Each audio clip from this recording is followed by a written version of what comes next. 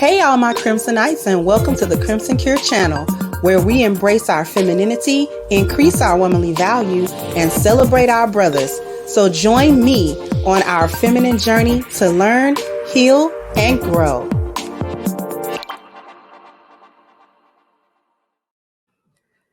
Hey there, my Crimsonites, and welcome to the Crimson Cure channel. I'm your hostess, femininity coach, and author of the Crimson Cure, and this is my perspective.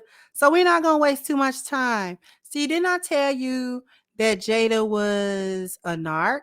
And what do narcs like to do? Narcs like to lie. And then, but the other thing that narcs don't like is that they don't like being seen as the villain. They don't like being seen as the bad guy, and they don't like backlash. Like, they want admiration and they want like sympathy and things of that nature. Unfortunately, Jada runs her mouth too much and she can't keep her back feet straight. So because now she can't keep her back feet straight, now, they may not be, her and Will may not be separated. See, I told y'all that was the first Will had ever heard of that. Will did not know that. Nobody knew that but her. She came up with that in the book. Okay?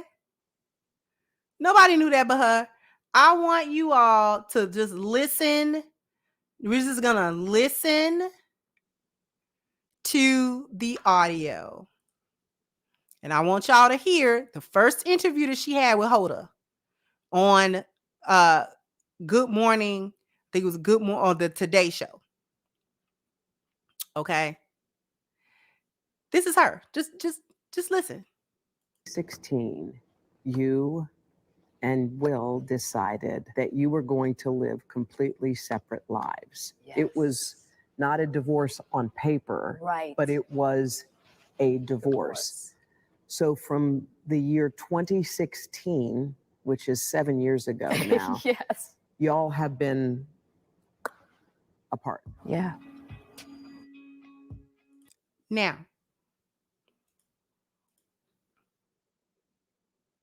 you heard that. That's the sound of Jada nodding and yes, as though Hoda got it completely right. Now that she's gotten all of this backlash, she went back into the studio to do another interview with Hoda to say this.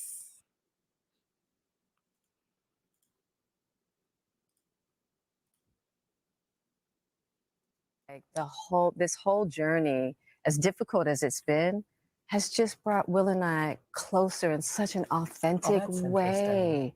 Instead of trying to be a thing, it's like just tearing all that down and finding what's true between us. Wow. And it's been beautiful. It's been difficult. It's been difficult. But beautiful. Because one thing people were really still concerned about or confused about really was, okay, hang on. They've been divorced in theory, but not on paper. Yes. They were not together, but kind of pretended they were together. So I had trouble articulating exactly why that was. So now that you've had more time, why was that? We really needed time to get solidified because at the end of the day, Will and I love each other. Mm-hmm. We had to really figure out what we wanted before we went into the world to say what was going on, because we were in such, we were just kind of in this very fragile place. And so now we're just super solid. Yeah. And so now I can actually talk about what the journey has been. So Will talked to the New York Times or gave a statement, and this is what he says. We'll put it up on the screen. This is from the Times itself. The memoir, Will Smith said in an email, kind of woke him up. She'd lived the life more on the edge than he had realized, and that she is more resilient, clever, and compassionate than he'd understood. And this is the quote. When you've been with someone for more than half your life, he wrote, a sort of an emotional blindness sets in, and all you can do, and you can all too easily lose your sensitivity to their hidden nuances and subtle beauties. It sounds like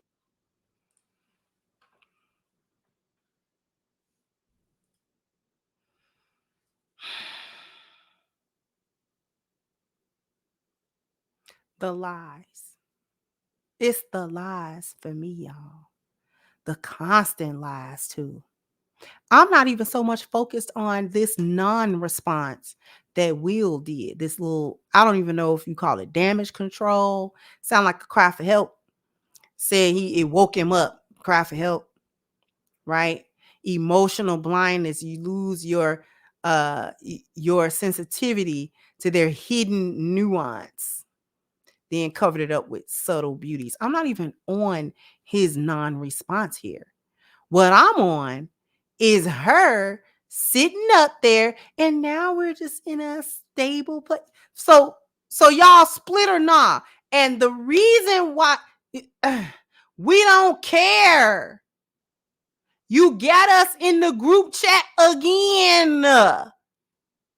And then when we have questions about the lies and the inconsistencies in the story, now you want to come back and scramble your back feet and be like, oh, well, it wasn't really like that. It wasn't when it was. And don't nobody care no more, Jada.